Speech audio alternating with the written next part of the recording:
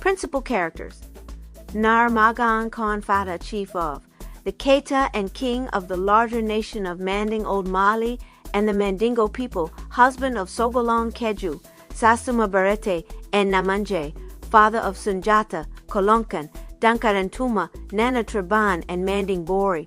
Sasuma Barete, first wife of Nare Maghan, mother of Dankarantuma, and Nana Traban, Dankarantuma, son of Sasuma Barete and first son of Nare Maghan, brother of Nana Traban, older stepbrother of Sunjata, king of Manding following death of Nare Maghan, Nana Traban, daughter of Nare Maghan, and Sasuma Barete, sister of Dankarantuma, stepsister of Sunjata, Sogolon Kedju, the buffalo woman, second wife of Nare Maghan, mother of Sunjata and Kolonkan.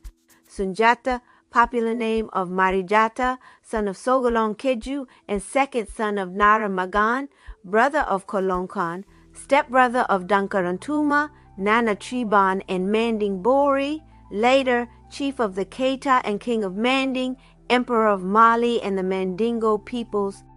Kolonkan, daughter of Sogolon Kedju and Nare Maghan, younger sister of Sunjata. Namanji, third wife of Nare Maghan, mother of Manding Bori. Manding Bori, son of Namanji and third son of Nare Maghan, Sunjata's stepbrother and best friend. Nankumandua, Nare Maghan's griot, historian and counselor, teacher of Keita princes. Balafaseke, Sunjata's griot, teacher, counselor, and recorder of his heroic deeds. Fran Kamara, prince and later king of Tabon, Sunjata's closest childhood friend and later ally. Kamanjan, prince and later king of Sibi, Sunjata's other close childhood friend and later ally. Tunkara, warrior, king of Mima, who befriends Sunjata as a father. Sumanguru Kante, sorcerer king, or Demon, king of Soso, Sunjata's enemy.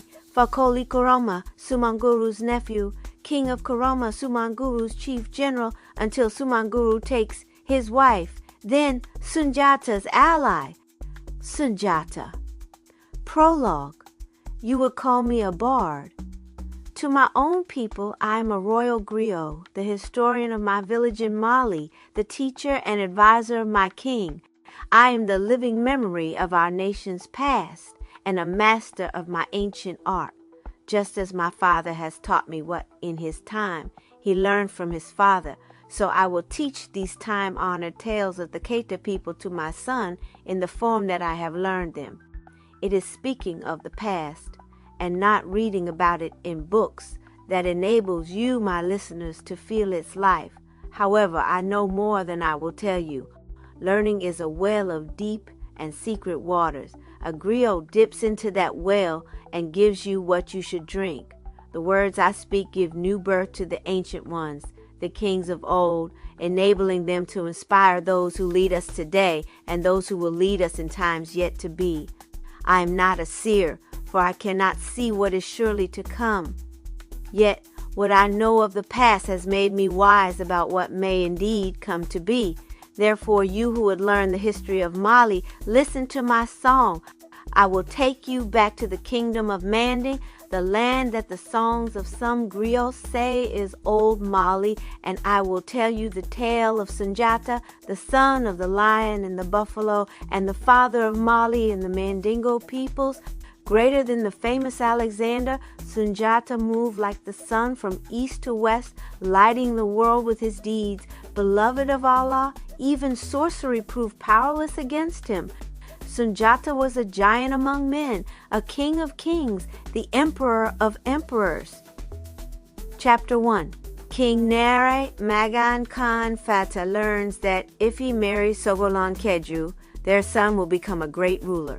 In time, he meets and marries her, and she becomes pregnant with his child. Sasuma Berte, Nare Maghan's first wife, then curses Sogolon. My tale begins with Nare Maghan Kon Fatta, the handsome Keita king of Manding, who in time would become Sunjata's father. One day this good king was sitting in his favorite place beneath the large silk cotton tree that shaded his royal compound. As he was talking with his young son Dankarantuma, with his kinsmen and nobles, and with his griot, Nankumandua, a strange hunter, suddenly appeared. The hunter approached the royal group and, as was the custom, proceeded to share a portion of an animal that he had killed. However, he declined the request to speak of his travels. Instead, he boasted that he was able to see what is surely to come. He then removed 12 bright cowrie shells from his bag and, mumbling some words, shook them out upon the ground and studied them. "King of Manding," he said, "the world is a mysterious place. The great silk cotton tree was once no larger than a grain of rice. Every great king was once a small child. Even great kingdoms grow from small villages like this one." The hunter shook the cowries upon the ground again. "King of Manding," he continued, "your kingdom is moving from night to day. Your capital, Niani, shines in a light that comes from the east like the sun. Your male child who now sits beside you will not become your heir. That honor belongs to another son of another wife, a son who is as yet unborn to a wife whom you have yet to meet. Another hunter will come to your village, bringing with him a woman who is an ugly hunchback," he continued. "Even though you are handsome and she will be hideous, you must choose to marry her, for only then will you become the father of the king whose great deeds will make the name of Mali live forever. If you are willing to do this, then you must now sacrifice a red bull and soak the ground with its blood." With these words, the hunter took his leave and returned to his own people. King Nare Maghan performed the sacrifice, and then time passed. He did not forget the hunter's prophecy because he knew that what will be will come. One day the king was again sitting under his favorite tree with his kinsmen, his nobles, and his griot, when a young hunter and a young girl suddenly appeared. The girl had concealed her face behind a scarf, and she walked with her head lowered. However, she could not conceal the ugly hump that rested upon her shoulders and her back. The hunter approached the assembled group and addressed the king. "King Nare Maghan Kon Fatta, I give you my greetings," he began. "I live in another Mandingo village, but I happen to be returning from the far land of dew. I traveled there in search of game and adventure, and there I found this young maiden. She is worthy of becoming your queen, so I have brought her to you as a gift." King Nare Maghan studied his gift, looked at his griot, and then turned his handsome face aside in embarrassment. Nankumandua immediately understood the situation. Quickly speaking for his master, he announced, "Son of Manding, you are our welcome guest. When you have quenched your thirst, please tell the king how it has come to pass that you have brought this young girl from dew." The hunter accepted the drink and then proceeded to relate the following tale. Great. Once the great harvest had ended in our village, I set out on a hunt. However, game was so scarce that I found myself tracking it all the way to the land of dew. I was not far from there when I came upon two hunters. They told me that if I continued on my way, I might not live to see the sun begin its morning journey. All the hearts of dew were now shaking like leaves in the wind, for a great buffalo was ravaging the land, and it killed anyone who crossed its path. Once the sun returned to its home, no one would dare to leave the village. The king promised a great reward to the hunter who killed this buffalo, but the greatest courage and skill were powerless against it. The beast possessed a magic that would turn away any weapon. I decided to try my own luck, so I continued on my way. The land looked as if both hunters and animals had deserted it. In time, I came to a river, and I was surprised to see an old woman crying on its bank. "What can I do for you, old woman?" I asked. "Would you please give me something to eat?" she replied. "My belly hurts with hunger. The few hunters who have passed by here have had hearts of stone and have hurried on their way. I had a large portion of red meat with me, and I gave her as much as she wanted. When her belly was satisfied, she said to me, 'You are a good man, hunter, for giving so generously. May it come to pass that you reap as fine a harvest from these seeds of kindness as you have sown.' I know that you are searching for the buffalo of dew," she continued, "but are you aware of your great danger? The sharpest arrow sent forth by the most skillful hunter will not make its mark, and those who would bring death find death. However, if you will still pursue this beast, your kindness to me will bring you good fortune. The buffalo of Dew has killed 107 hunters and has wounded 77 others. Every day it finds someone in Dew to destroy. Yet you will do what the most powerful and skillful hunters have been unable to do. You will conquer the buffalo, and it will spare your life.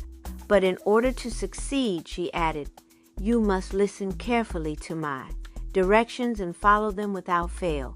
Take my spinning rod and my darning egg with you. When you find the royal garden, the buffalo of Dew will be eating the king's vegetables. However, the beast will be quick to notice you, and then you will be in great danger. When it lowers its head with its great horns, it will rush toward you. You must be prepared for its attack, and you must resist the urge to run. Instead, you must stand your ground and point my spinning rod at its head 3 times. Then draw your bow and shoot. Your arrow will pierce the buffalo's hide and cause the beast to fall to its knees. However, she continued, you will still be in great danger, for the buffalo will manage to pull itself to its feet and rush toward you again. This time you should run from it, but now you must toss my darning egg behind you as you run. The land on which the egg falls will become a great marsh that the buffalo cannot cross. This will save your life and enable you to kill the beast. Once the buffalo is dead, take its golden tail for your trophy. When you present it to the king of Dew, he will give you your reward. If you remember my advice, she concluded, all will go well with you. I know, because I am the buffalo of Dew. The king is my brother, and I am now satisfied that I have punished him enough for taking my share of our family's wealth. Anxious to be on my way, I grabbed the spinning rod and the darning egg from the old woman and started off. Suddenly, I felt a surprisingly strong hand upon my arm. Not so fast, young man, she exclaimed. If you intend to be successful, you will have to agree to one condition.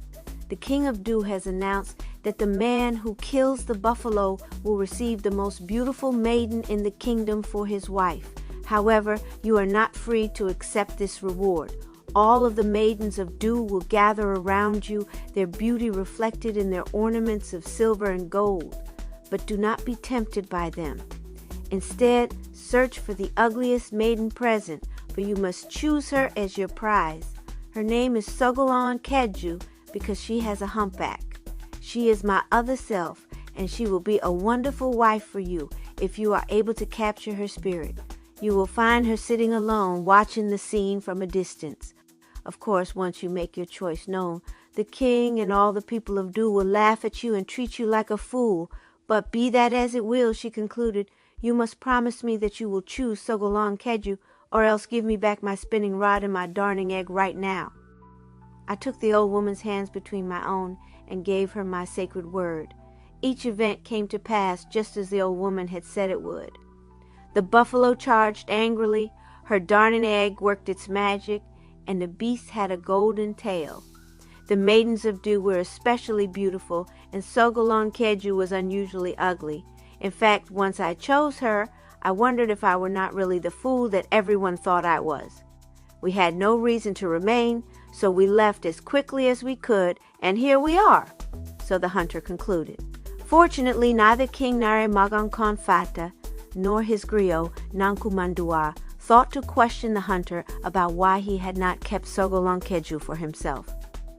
The hunter paused briefly at the end of his tale, possibly wondering whether to relate the incident that had terrified him, for he knew more about this young woman than he apparently was willing to tell. As it happens, he had, in fact, tried to win Sogolon Kedju's spirit, but he had failed. The buffalo woman defeated his efforts by causing a great trunk of light to spring forth from her body, and the hunter was afraid to have a wife who knew the ways of magic. As for King Nare Maghan, he was pleased that this hunter's tale agreed with the other hunter's prophecy that he had received long ago.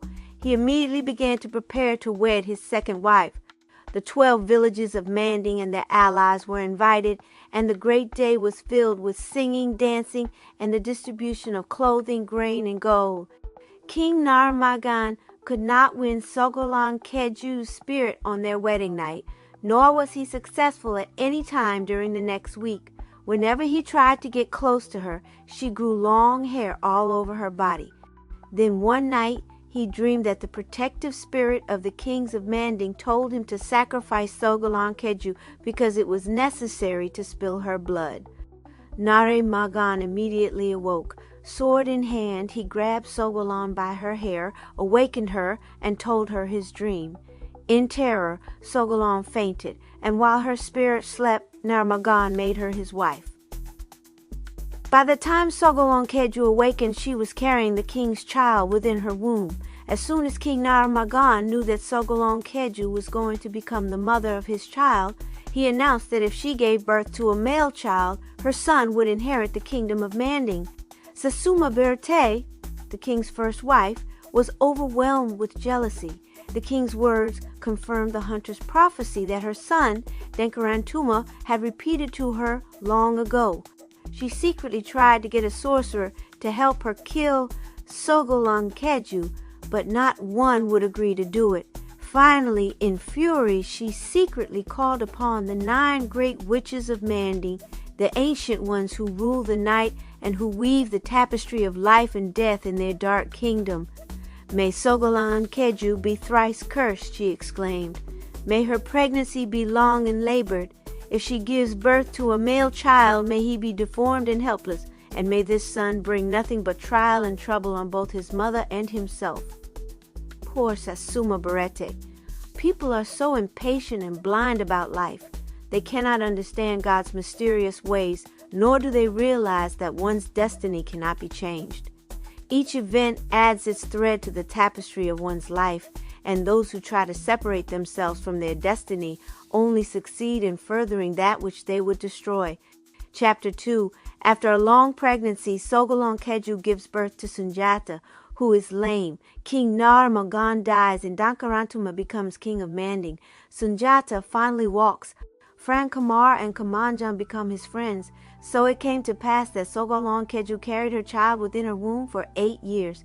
King Nare Maghan became concerned about his wife's health and consulted the sorcerers of Niani.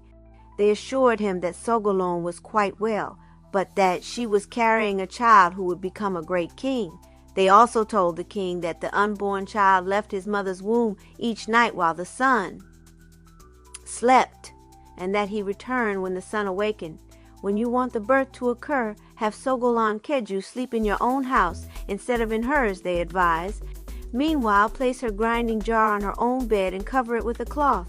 Then, when the unborn child returns, he will think that the jar is his mother's womb, and he will enter the jar. It is in this way that the greatest king of Manding will be born. King Nare Maghan followed this advice, and it came to pass that the unborn child entered the jar just as the sun began its morning journey. The forces of nature immediately proclaimed his birth. Suddenly, clouds covered the clear sky with a black robe. Winds began to bend the strongest trees, and rain fell in sheets despite the fact that it was the dry season. Brilliant flashes of lightning suddenly illuminated all the buildings in the king's compound so brightly that one would think that the sun had completed half its journey. Angry peals of thunder followed, shaking the houses and the earth beneath them. Then, just as suddenly as it had come, the storm blew away, and the sun resumed its morning journey. King Nare Maghan called his people together and joyfully announced, "Let us welcome my new son, the Lion of Manding." Nankumandua, the king's griot, announced that this child of the lion and the buffalo would have 2 names. He would be called Maganjata, after his father, as well as by his own name, Marijata. However, it came to pass that the boy was usually called Sogolonjata or Sunjata, after his mother, although the songs of some griots say that King Nare Maghan named the infant Sunjata because it means our lion. Despite his handsome father, Sunjata was an unattractive child. His head was much too large for his body. He was too young to have such large eyes and an unsmiling mouth, and he seldom talked. His favorite activity was eating. He would spend each day crawling from one gourd bowl to another, stuffing whatever food he found in these calabashes into his mouth. As Sunjata grew, his legs remained too weak to support his body, so that long after children his own age were running about, he still crawled on all fours like an infant. Children's games appeared to bore him, but he enjoyed frightening the other children by beating them up whenever they dared to ridicule him. And he was fond of warning hunters that if they came upon a lion with a white spot, they should let it pass. That lion is also Sunjata, he would tell them. Your arrows will not pierce its skin, but it will kill any hunter who shoots at it. Sasuma Berte loved to taunt Sogolon Kedju by saying, I'm glad that I have an ordinary son who can walk instead of a lion cub who crawls. And given the hunter's prophecy that he had heard, her son, Dankarantuma, had no love for the buffalo woman and her crippled child either. Only Sasuma's daughter, Nana Triben, who had a kind heart, felt sorry for them and did her best to treat them well. Despite her gifts as a sorceress, Sogolon Kedju could not strengthen her son's legs, and the king lost faith in the hunter's prophecy of long ago that had marked Sunjata as his heir.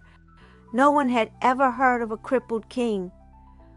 Nankumandua's reminder that the great silk cotton tree grows from the smallest seed brought Nare Maghan no consolation. Poor Sogolon Kedju, people are so impatient and blind about life. They cannot understand God's mysterious ways, nor do they realize that one's destiny cannot be changed. Each event adds its thread to the tapestry of one's life, and those who try to separate themselves from their destiny only succeed in furthering that which they would destroy. Sogolon Kedju gave birth to a second child, a girl named Kolonkan, who looked like her mother. Then the king took a third, very beautiful wife, who presented him with a third son. Upon this infant's birth, those in Niani who could see what is to come said, Namanji's son, Manding will be a great king's right hand. When Sunjata reached the age of 7, his father continued the tradition of the royal family of Manding and gave his son a griot of his own. This was Bala, Seke, who was the son of Nare Maghan's griot, Nankumandua. King Nare Maghan told Sunjata, although Bala is 3 times your age, he will be your great friend. He will also teach you the history of our people and how to be a good king. When I die, you will inherit a larger kingdom than I received from my father and many good allies as well. No matter how great you become, always remember that Manding is the home of your ancestors. Both the king and his griot died shortly thereafter. Despite the old king's intentions, Sasuma Berete was able to make her own son, Dankarantuma, the king of Manding, and therefore take great power into her own hands. No one had ever heard of a crippled king, and the people of Niani were not about to take that risk. Sasuma Berete relegated Sogolon Kedju and her children to an old hut and let them have a small garden outside the village wall. Meanwhile, she continued to take every opportunity to taunt Sogolon about her lion cub, who could not help her, as other sons helped their mothers, since he could not walk. One day, Sasuma Berte's customary insults were more than the buffalo woman could bear. Sogolon Kedju returned home to find Sunjata inside the hut as usual, happily eating scraps of food from a calabash.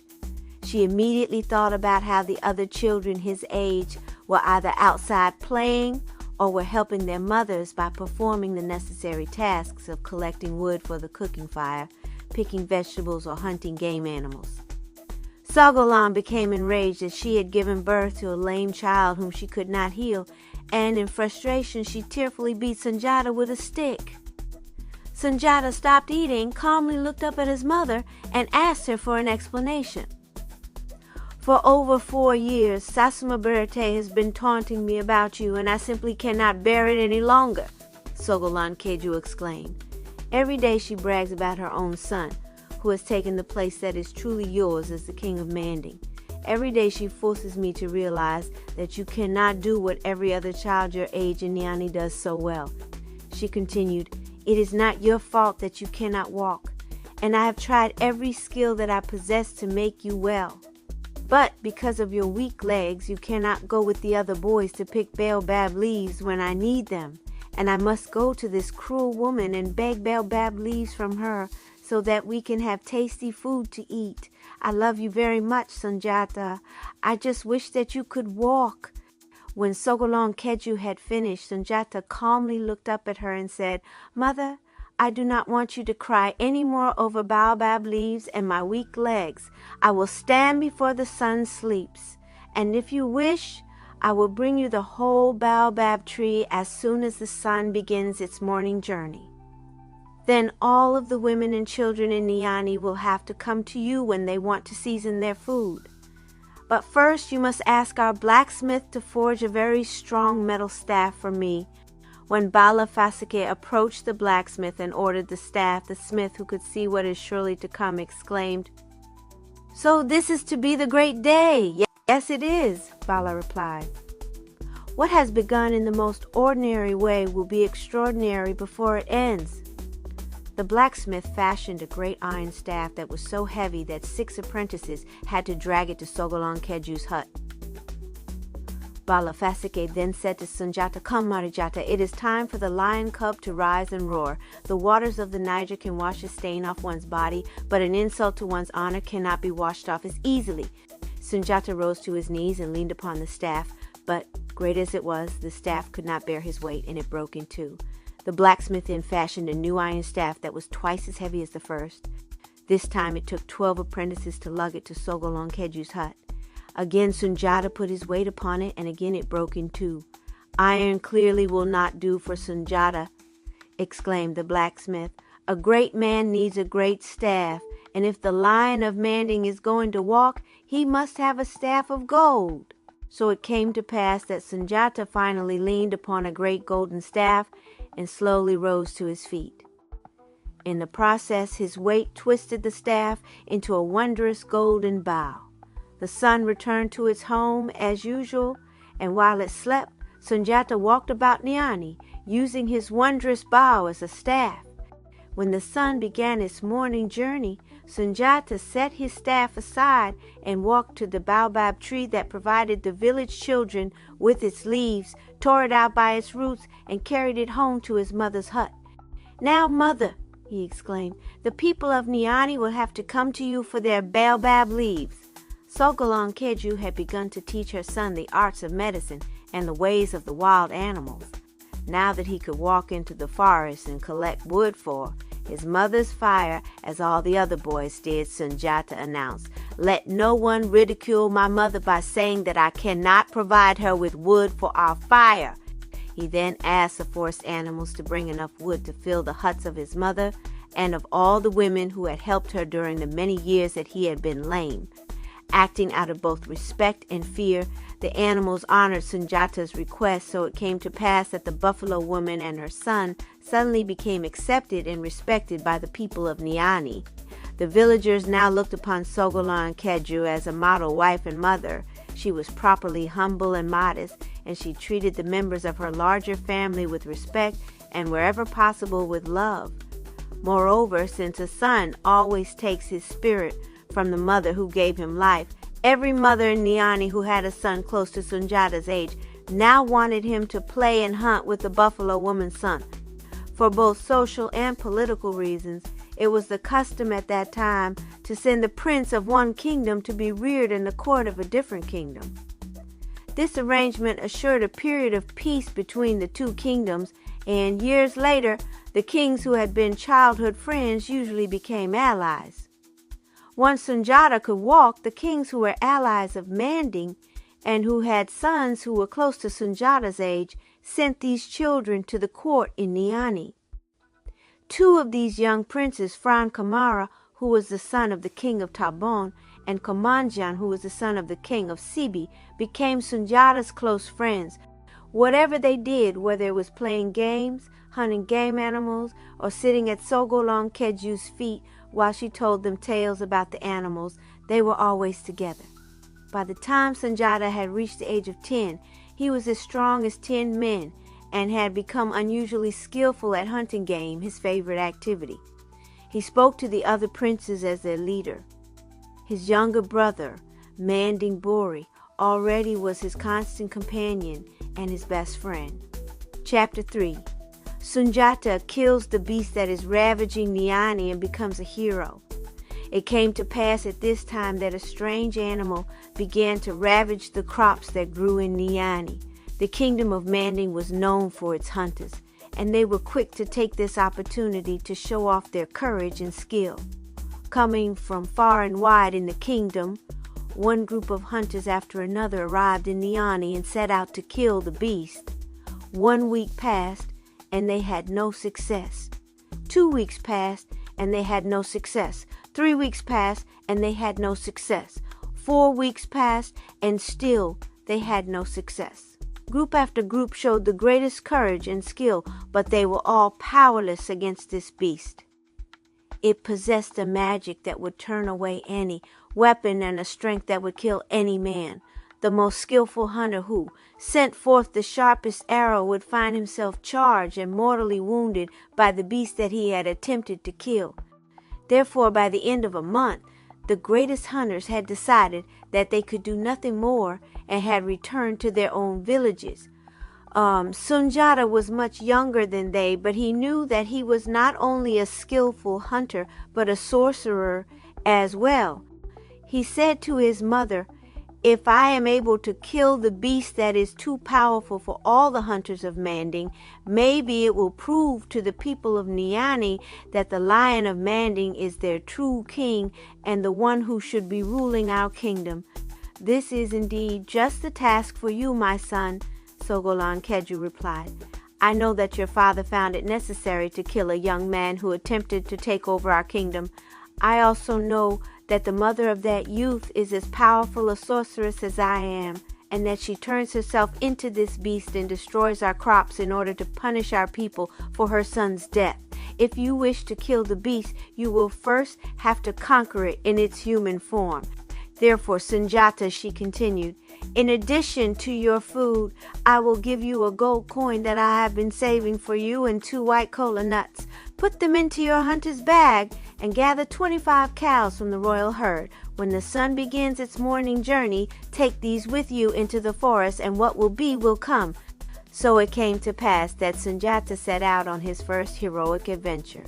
He had traveled far enough into the forest for the sun to have completed half its journey, when he realized that he was hungry enough to stop and have something to eat. Just then, he saw a blind man at the side of the path. "Can I do anything for you, old man?" he asked. "Would you please give me something to chew?" He replied, "My teeth hurt with hunger. The few hunters who have passed by here have had hearts of stone and have hurried on their way. I just have enough food for my lunch, but I also have 2 white kola nuts, a gold coin that my mother saved for me, and this herd of 25 cows," Sunjata replied. "You are welcome to take whatever you need. Some will satisfy you now, some will satisfy you later. I do not want the only food that you have with you, and I do not want the gold coin that your mother saved for you." The old man replied, "But I would be pleased to have your 2 kola nuts to chew." Sunjata took the nuts from his hunter's bag and handed them to the old man, who immediately put them into his pocket. Then the old man said, "You are a good prince, Sunjata, for offering me what you have, and because you have been so generous, may it come to pass that you reap as fine a harvest from these seeds of kindness as you have sown. I know that you are searching for the strange beast that is ravaging Niani, but are you aware of your great danger?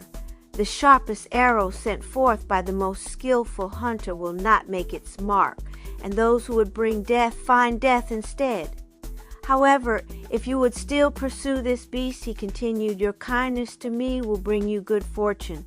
You will do what the most powerful and skillful hunters in your kingdom have been unable to do. You will conquer the beast, and it will spare your life." He then concluded by saying, "In order to succeed, you must follow this path to the next village. It is not near, but it is not too far either.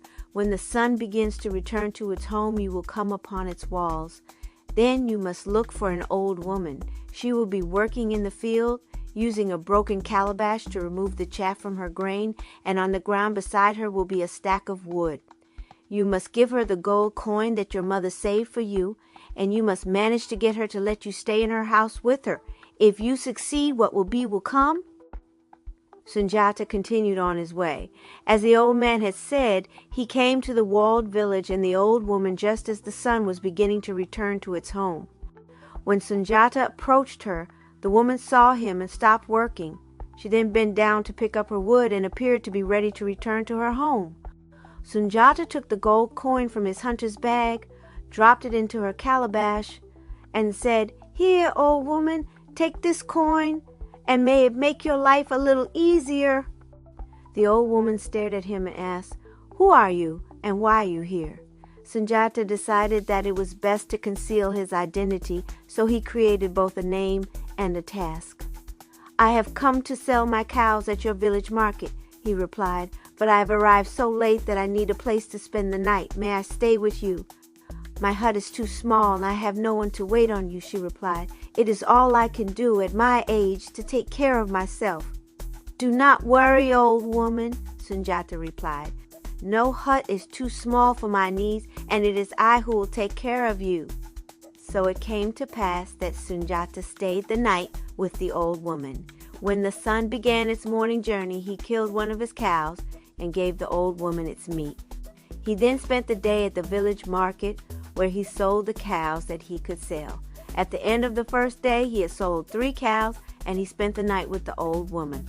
At the end of the second day, he had sold 3 more cows, and he spent the night with the old woman. At the end of the third day, he had sold 3 more cows, and he spent the night with the old woman. So it came to pass for 5 more days and 4 more nights, that each day he sold 3 more cows, and each night he spent with the old woman. When Sunjata returned from the village market at the end of the 8th day, he had sold the last of his cows. The old woman met him at the entrance to her hut and again asked him his name. Sunjata repeated the name that he had first given her. "You are not giving me your real name because you want to kill me," the old woman exclaimed. "I know who you are. You are Marijata, the son of the lion, King Nare Maghan Kon Fatta, and the buffalo woman, Sogolon Kedju. I also know that you are here because you want to kill the strange beast that is ravaging Niani's crops," she continued. "Because you have been kind and generous to me, you will do what the most powerful and skillful hunters have been unable to do. You will conquer the beast and it will spare your life. But in order to succeed," she added, "you must listen carefully to my directions and follow them without fail. Take this rice, this charcoal, and this egg, and return to your village. When the sun has returned to its home for the second time, take your bow and a good supply of arrows. Take the hunters of Niani who have the courage to accompany you, and go into the forest until you reach the 3 lakes of Manding. Tell the hunters to climb into the trees, for when I arrive, I will kill any hunter I find. While you are waiting for me, the sun will be asleep," the old woman continued, "but you will see a beast with 6 horns approach the lakes from the east in order to drink its fill. Do not lift your bow, for I will not be that beast. You have nothing to fear. After it roars 3 times, it will wander away. The sun will still be asleep, but you will then see a beast with 12 horns approach the lakes from the east in order to drink its fill.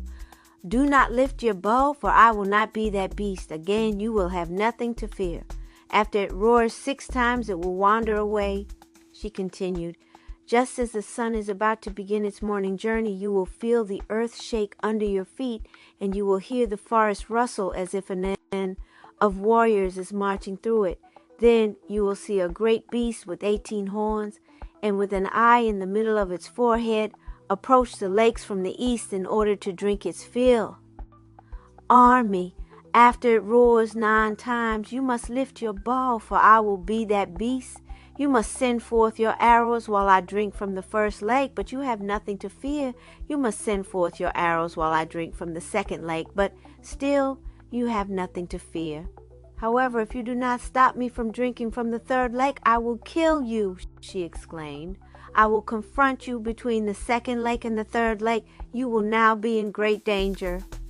When I lower my head with my great horns, I will rush toward you. You must be prepared for my attack, and you must resist the urge to run. Instead, you must stand your ground and throw my rice on the earth between us. The land on which it falls will become a thick web of bamboo. Once I have struggled through this patch of bamboo, you will again be in great danger, she exclaimed. I will again lower my head with my great horns and rush toward you. Again, you must be prepared for my attack, and again you must resist the urge to run. Instead, you must stand your ground, and now you must throw my charcoal on the earth between us. The land on which it falls will burn with a raging fire. I will walk into this fire, take its flames into my mouth, and blow them towards you. But once again, you must stand your ground and resist the urge to run. Once I have struggled through this patch of fire, you will again be in great danger, she exclaimed. I will again lower my head with my great horns and rush towards you. Again, you must be prepared for my attack, and again you must resist the urge to run. Instead, you must stand your ground, and now you must throw my egg on the earth between us. The land on which it falls will become a great river. I will walk into this river, but I will be unable to struggle through its strong currents. It is here that I will die, and once I am dead, the river waters will disappear. Command the hunters of Manding to descend from their trees and bury me in a secret place. If you remember my advice, she concluded, all will go well with you. I know, because I am the strange beast that is ravaging the crops that grow in Niani. Your father is responsible for the death of my son. However, I am now satisfied that I have punished the people of Niani enough for his deed. Each event came to pass just as the old women had said it would. The rice, the charcoal, and the egg worked their magic. The beast charged angrily through the bamboo and the raging fire. It died in the strong currents of the river, and the hunters of Niani buried it in a hollow tree. Chapter 4. Sasuma fears Sunjata and unsuccessfully plots his death. Sogolon then decides to take her family into what will become a 7-year exile. They travel first to Jadeba, and then to Tabon and Wagadu. Finally, they arrive in Mema, where they remain. When Sunjata led the hunters of Manding back from this expedition, the people of Niani and other Mandingo villages gathered to give him a hero's welcome.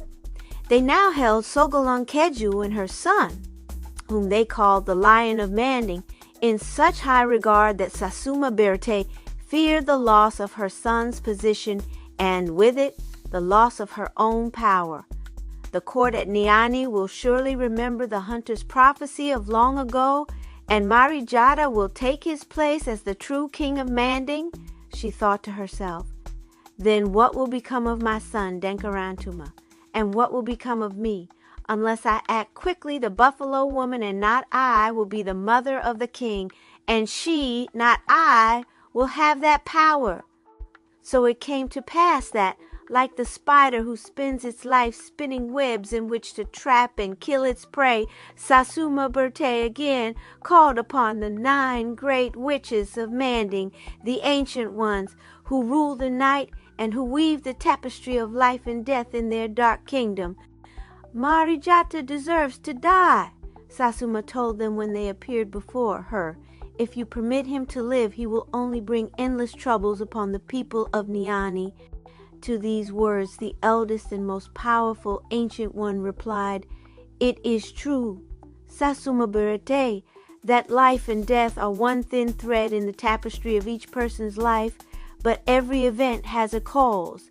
The snake strikes only the foot that approaches it, and we cannot cause Marijata to die before his time unless he offends us in some way. Arranging that will not be difficult, Sasuma replied. Marijata thinks only of himself and his mother's family. Appear in Sogolon Kedju's vegetable garden as if you are a group of poor old women, and pick a few choice leaves. Her son defends that patch from all who are in need. You will discover for yourselves the moldy threads that form the tapestry of his life. You will find none of silver and gold in his spirit.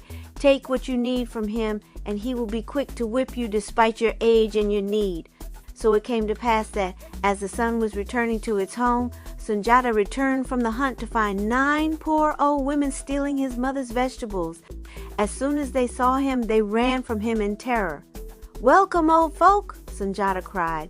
"You have no need to run away. Our garden supplies all who need its vegetables. Come, and I myself will fill your calabashes. And remember to return whenever you need what we grow here." Sogolon's son, then acted upon his words. When their calabashes were full, the oldest and most powerful of the 9 witches addressed Sunjata. Marijata, lion of Manding and child of justice, we ancient ones do not need your mother's vegetables, she explained. The king's mother persuaded us to test the threads of which you are made. If they had been moldy, as she assured us they were, you would have turned our powers against you. However, you have shown us that your spirit is woven with threads of silver and gold. Therefore, from this time forward, it will be our pleasure to protect you. Sogolon Kedju was a wise woman. Soon after Sunjata's meeting with the Ancient One, she gathered her children together and said, "We have no choice but to leave Manding." Realizing that she cannot hurt Sunjata, Sasuma would try her power over Manding Bori. Unlike Kolonkan and myself, he cannot see what is surely to come, and he has yet to be welcomed by the Ancient Ones who rule the night. Meanwhile, she concluded, let your spirit be at ease, Sunjata. You will return to Niani when the time has come for you to rule its people, for your destiny is here in Manding, and what will be will come. Sunjata agreed that, for the present, it was best for him to permit Dankarantuma to rule in his place. So it came to pass that Sogolon Kedju took her family into exile. Only Bala Fasike did not accompany them. King Dankarantuma had sent Bala on a special mission to King Sumanguru Kante of Sasso, even though he had no right to order Sunjata's griot to perform any service for him. Poor Dankarantuma! People are so impatient and blind about life. They cannot understand God's mysterious ways, nor do they realize that one's destiny cannot be changed. Each event adds its thread to the tapestry of one's life, and those who try to separate themselves from their destiny only succeed in furthering that which they would destroy. Once Sogolon Kedju left Niani with her family, the visiting princes returned to their own kingdoms. However, distance and time do not make the heart forget those it has loved. Frankamara, Kamanjan, and Sunjata would remember their years together in Niani and would remain loyal friends. For 7 years, Sogolon Kedju and her family knew the life of wanderers who must depend on the kindness and generosity of others for their own well-being. At that time, strangers were considered to be sacred, and therefore the buffalo woman and her children were entitled to hospitality. However, the time inevitably came when they had to move on. The family first sought refuge in Jedeba, a capital village along the Niger River that was 2 days' journey from Niani. The family had been the king's guests for 2 months when, as was his custom with most strangers, the king suddenly called Sunjata before him and challenged him to be his adversary in a popular game called Wari. The king was known to be a great sorcerer, and he took his power from this game. Marijata, he said, I want to be certain that you understand the rules by which I play. If I win, and I always win, I will kill you. That is why I am known as the King of Death. And what do I get if I win? Sunjata asked. His courage surprised the king, but Sunjata knew that a great destiny lay before him, and that therefore he had nothing to fear from the king of Jedeba. You would get whatever you want, the king replied, but don't expect it, because no one can beat me at this game. Then I will ask for that wondrous sword that hangs on your wall, Sunjata responded, undaunted. So it came to pass that the king and Sunjata played the king's game, and that Sunjata won. The winner always needed to possess secret knowledge that was known only to the king, and the king was unaware that Sunjata had learned the secret clue to this particular game from Manding Bori. Sasuma Berte was still busily spinning the webs in which she hoped to trap Sogolon Kedju's son. She had recently offered the king of Jedeba a great supply of gold if he would kill Sunjata, whom she knew was his guest. The king loved wealth far more than honor. He decided to play the game of Wari with Sunjata because it was an easy way to bring about Sunjata's death and acquire the gold. It never occurred to him that his daughter liked Sunjata's brother and that she would reveal her father's treacherous plan to Manding Bori. The king was furious with Sunjata for knowing his secret and winning the game, and he refused to give Sunjata the promised sword. Moreover, the king told Sogolon Kedju and her family that they must leave his country immediately. In parting, Sunjata said to him, "We appreciate your hospitality for as long as we received it. You have chosen to make us leave Jadeba. However, know that I will return on my terms when I choose to do so." Sogolon Kedju and her family then left the Niger River and traveled west into the mountains to the fortified capital of the kingdom of Tabon. This was the home of Fran Kamara, one of Sunjata's best friends during their recent years together in Niani. However, despite his son's friendship with Sunjata, the old king was afraid that his hospitality to Sogolon Kedju and her children would antagonize King Dankarantuma and his mother, whose alliance he needed. Therefore, the king of Tabon advised the family to join a caravan of merchants that was about to leave for the capital of the kingdom of Wagadu, the land of the Soninke. Tabon was much larger and more impressive than the small village of Niani, so before the caravan left, Fran Kamara showed Sunjata its famous sights, including its great iron gates, its fortresses, and its royal armories. "I will miss you, Fran Kamara," Sunjata told his friend. "But someday when you and I are grown men, I will return to claim my kingdom, and on my way back to Manding, I will stop at Tabon so that you can join me. You will be my chief general as well as my friend, and together we will conquer many kingdoms."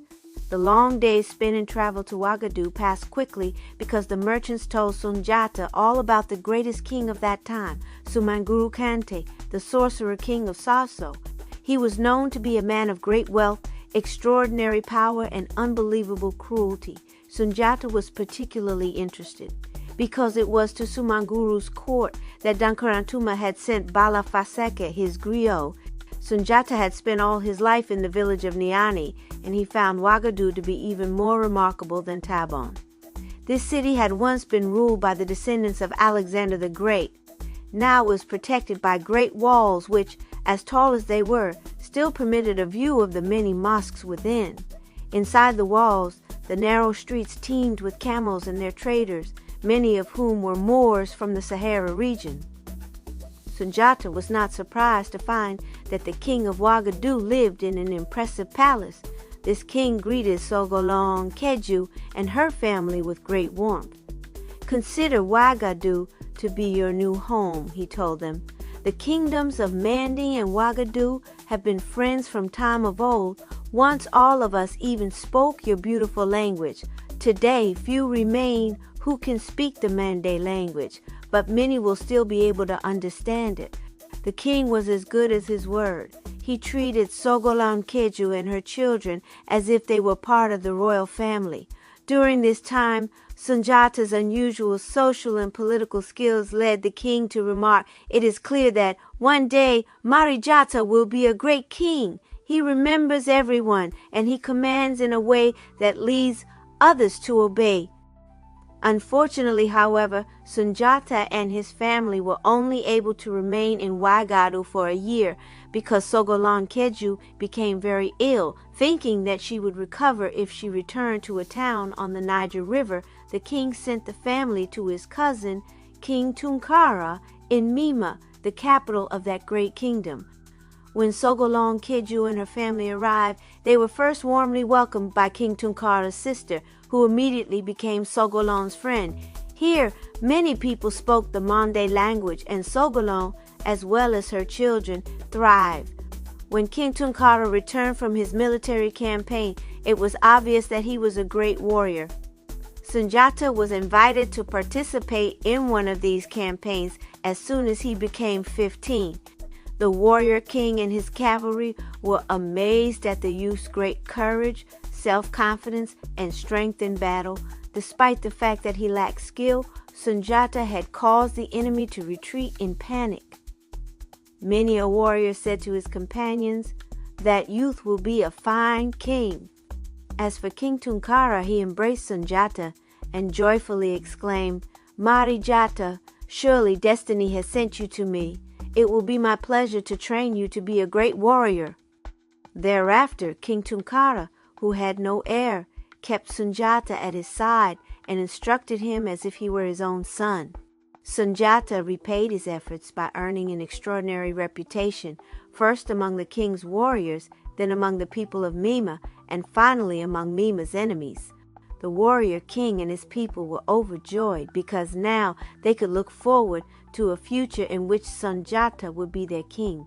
Peace would replace war, and their kingdom would enlarge to include the kingdom of Manding. Their old enemies were already choosing to threaten weaker kingdoms. When Sunjata became 18, King Tunkara appointed him to rule in his place whenever he was away. The lion cub of Manding had matured into a lion. He had grown as tall as a tree. He was so strong that only he could bend his wondrous golden bow. His trials and troubles had made him skillful and wise. He was loved and honored by the people of Mima and feared by its enemies. Those in the kingdom of Mima who could see what is surely to come proclaimed that Sunjata's deeds would surpass those of the great Alexander.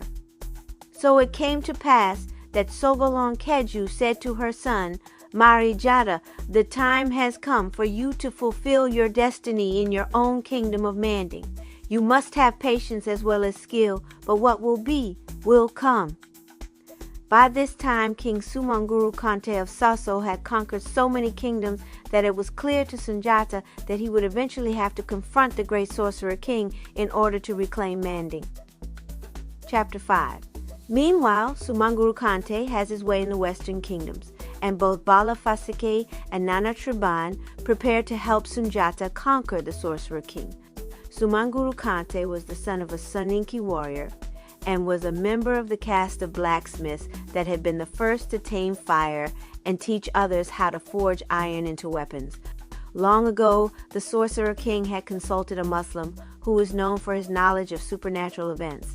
This is what he had been told. Sumanguru Kante, the prophet had begun, "For 40 days I left the world of human life. I lived in the spirit world, where I saw the 7 layers that form the sky and the 7 layers that form the earth. In the darkness of the night, a black creature came forth from the depths of its home in the bottomless pond. It stood beside me in its human form and told me many things. Sumanguru Kante, you will become the most powerful ruler among the kingdoms of the evening sun," the prophet had revealed. "However, you will also come to believe that you alone are invincible, and you will have only contempt for everyone else. You will be like a great tree that, being unable to see the storm that will uproot it, proudly withstands the violent winds until it suddenly falls. With the Saso spearmen behind you, you will defeat and kill 9 kings. You will rule the kingdom of Wagadu and the kingdom of Manding as well. These things you will accomplish, and you should enjoy them while it is within your power to enjoy them." The prophet had then said, "Allah be praised. God plans to fashion a king in his own image whom nothing will be able to harm. Sumanguru Kante, you should enjoy whatever you wish to enjoy before this child is born, because it will come to pass that your power will be like a droplet of water in the fiery heat of his sun." Sumanguru Kante, doubt my words if you will, the prophet had concluded, but you can put them to the test. Return to your palace, gather 2 white roosters and mark them, name one of them after yourself, and fasten a band of pure gold around one of its legs. Then take the rooster of the child king who is to be born, whose name you do not know, and fasten a band of pure silver around one of its legs. When you have done as I have advised, set these 2 roosters against each other in contest somewhere within your palace grounds, and see which of them is the winner." Sumanguru Kante had returned to his palace, gathered and marked the 2 roosters, and set them in contest against each other. Although the rooster with the silver band had killed the rooster with the gold band, the sorcerer king dismissed the words of the prophet as pure foolishness. However, it came to pass that, given their great skill in the making and use of weapons, as well as their natural talents as sorcerers, it was easy for Sumanguru Kante's great army of blacksmiths to conquer their enemies. The spearmen of Soso came to be feared far and wide, and Sumanguru Kante became the most powerful ruler among the kingdoms of the evening sun. The community of villages that combined to form Sumanguru Kante's capital of Saso was now encircled by a triple wall that protected no less than 188 fortified palaces within, including the palace of the king, which had a tower that rose 7 stories to meet the sun. One huge iron gate controlled the only entrance to the town. It is therefore not surprising that the capital was called Saso the Magnificent. Saso was the stronghold of fetishism and the enemy of Allah. Sumanguru Kante was often called Sumanguru the Untouchable because he lived surrounded by his collection of fetishes in his secret room on the top floor of his tower.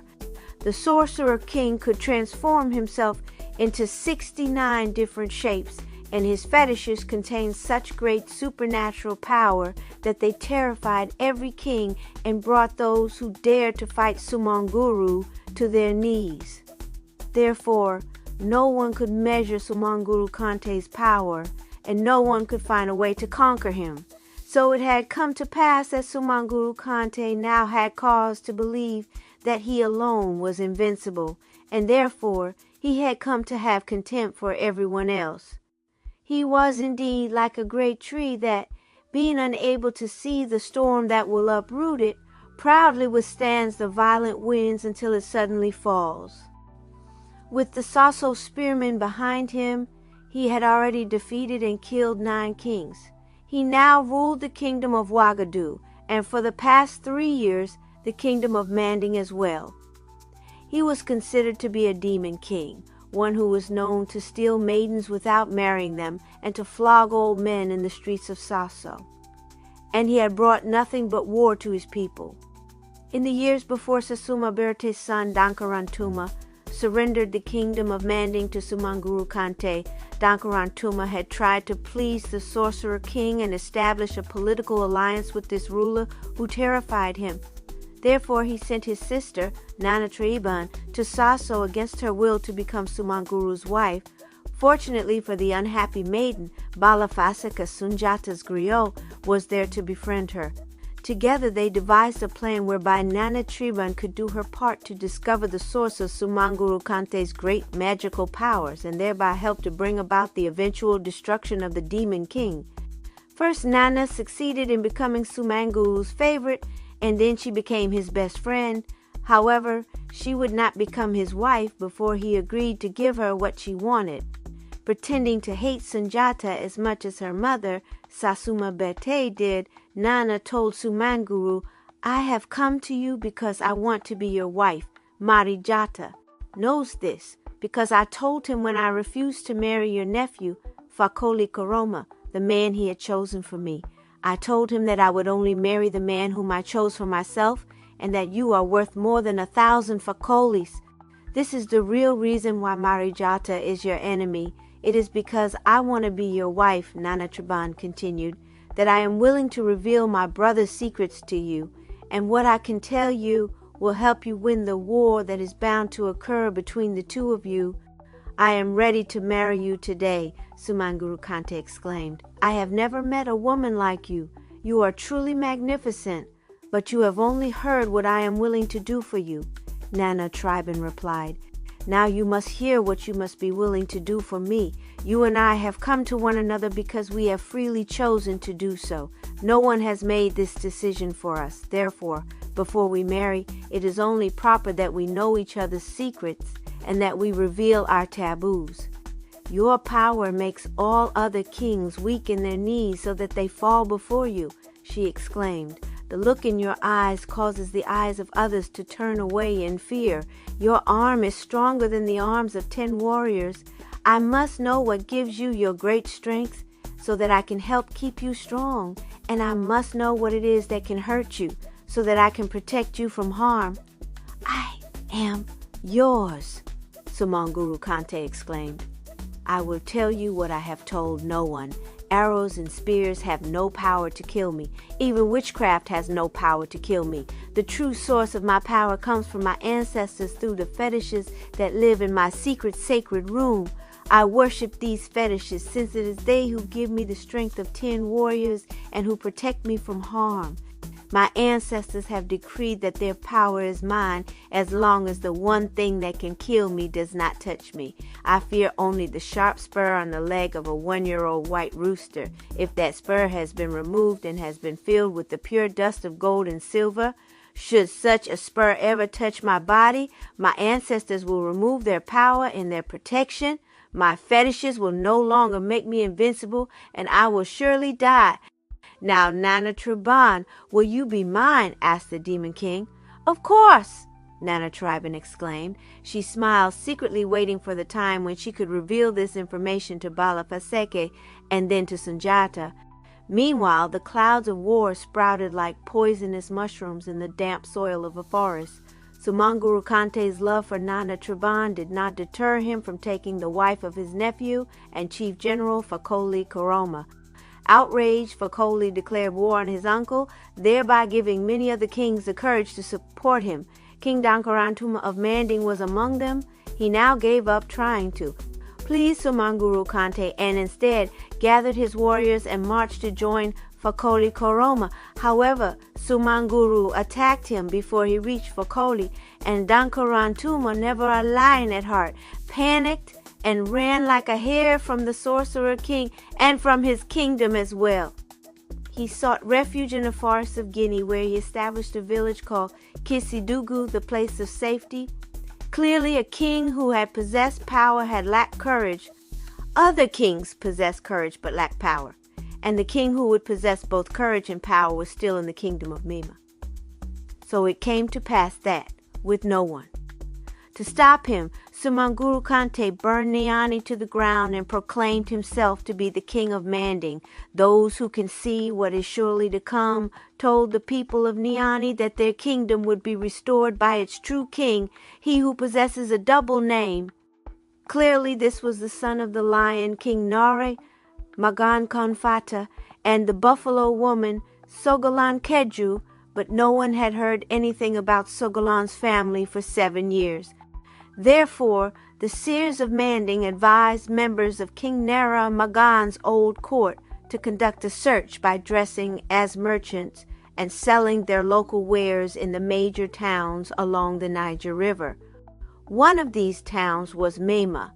Meanwhile, even after Dankarantuma's flight and his own conquest of the kingdom of Manding, Sumanguru Kante kept Balafaseke in his palace in Sasso. So it came to pass that one day, when Sumanguru was away, Bala decided that it was time to do his part to discover the source of Sumanguru's great magical powers and thereby help to bring about the eventual destruction of the Sorcerer King. For him, this involved investigating the secret room on the 7th floor of the king's tower. Being a sorcerer himself, he felt that he had the courage to confront whatever fetishes were giving the Demon King his power, and he was confident that he could calm their spirits if such action proved to be necessary. However, Balafaseke was completely unprepared for the view that greeted him once he stood at the entrance to this room. As he looked around, he could see that here, Sumanguru Kante wore a robe and slippers that were made from human skin. He apparently was accustomed to sitting in the center of the room upon still another human skin. Other human skins draped the walls. In another part of the room, Balafaseke saw 9 human heads, which he thought were probably the skulls of the kings that Sumanguru Kante had killed. Like fetishes, they surrounded a water-filled pottery jar that contained a dancing snake. 3 owls were presently sleeping on a perch above what appeared to be Sumanguru's bed. Wondrous weapons, including knives that had 3 edges, decorated the wall across from the entrance. Finally, just to the right of the entrance, Balafaseke noticed an unusually large balafon. Having the griot's love of music, he immediately sat down and skillfully made the instrument sing. What magic properties it possessed when he played it! The heads of the 3 owls rocked to his rhythms, the snake became quiet and listened from its place in the jar, and the 9 skulls acquired their former flesh and blood so that they appeared to have come alive. As the griot played Sumanguru's balafon, he discovered that he could control the behavior of the demon king's fetishes by the type of music that he chose to play. Balafasake did not know that Sumanguru Kante could hear his musical instrument wherever he happened to be, and so it came to pass that as soon as Bala began to play, the sorcerer king knew that someone had invaded his sacred space. He quickly returned to his palace and, wild with anger, entered his special room. Balafaseke was still creating music. Without a pause, the griot looked up at the king, changed melodies, and began to create a song in his honor, one in which he praised King Sumanguru Kante's many talents and accomplishments. The demon king's anger wafted away with Bala's music. When the song was over, Sumanguru Kante exclaimed, "Balafaseke, nothing brings me as much pleasure as to hear you praise me in song. Therefore, from this day forward, you will remain in Sasso and be my griot. You will never see Niani again." So it happened that for this reason, if for no other, it was destined that Sumanguru Kante and Marijata would become great enemies. However, Balafasake smiled to himself as he heard Sumanguru's words, for now he knew that it was not his destiny to remain in Sasso. The griot had discovered that he had the power to control the sorcerer king's fetishes. "What will be, will come," he exclaimed to himself. "And when it is time for Nana Triben and me to leave Sasso, I now know how to manage our escape." Chapter 6. Sunjata leaves Mema to become king of Manding. His journey takes him to Wagadu and then to Tabong, the site of the first battle against Sumanguru. Sunjata's victory brings Balafasake and Nana Triban to join the armies at Sibi. Meanwhile, the Niani nobles had been searching for Sogolon Kedju and her family for 2 months without success when Sunjata's sister, Kolonkan, saw them in the marketplace of Mima selling vegetables that grew in Niani. It was their wares that drew her to them, and her conversation led them to Sunjata. Sunjata, at 18, possessed the bearing of the lion and the strength of the buffalo. His eyes blazed, his voice commanded, and his arm accomplished. The nobles from Niani were impressed and delighted to discover that the kingdom of Manding would have such a great ruler. Marijata, king of Manding, began the leader of the search party. "Your father's kingdom longs for your return. We have suffered destruction and death at the hands of Sumanguru Kante, and although many brave men continue to fight, they fight a losing battle. Those who can see what is surely to come have told us that of all the men who walk the earth, only you can destroy Sumanguru Kante. We know that you have found a good life here in the kingdom of Mema, but your destiny is in your own kingdom of Manding. Will you come?" "I am ready, Marijata," the Lion of Manding replied. "When the sun begins its morning journey, we too will be on our way." Sunjata then went before King Tunkara and said, "My king, like a father you have watched over me and trained me to fight and to rule. Now the time has come for me to leave you, for I must return to Niani and rule my father's kingdom. I will never forget all that you have done for me and my family." King Tunkara listened to Sunjata's words, but he was slow to give up his adopted son and the heir to his own throne.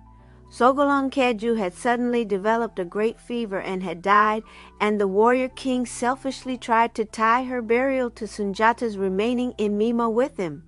He found it hard to accept the fact that no matter what a king gives of his heart and his kingdom, another king's son is never his own. Poor Tunkara. People are so impatient and blind about life. They cannot understand God's mysterious ways, nor do they realize that one's destiny cannot be changed. Each event adds its thread to the tapestry of one's life, and those who try to separate themselves from their destiny only succeed in furthering that which they would destroy. However, Tunkara had a wise advisor who said to him, "My king, what will be will come. So it is best that you endure the pain in your heart and think about the time that will surely come. The king of Manding would be a powerful ally of the king of Mima." So it came to pass that King Tunkara relented and sent Sunjata off with half the royal army. With his brother, Manding at his side, Sunjata first traveled by way of Wagadu, where that king gave him half his cavalry, including warriors who were renowned bowmen. Then, remembering his promise to friend Kamara, who was now the king of Tabon, Sunjata journeyed toward that mountain fortress.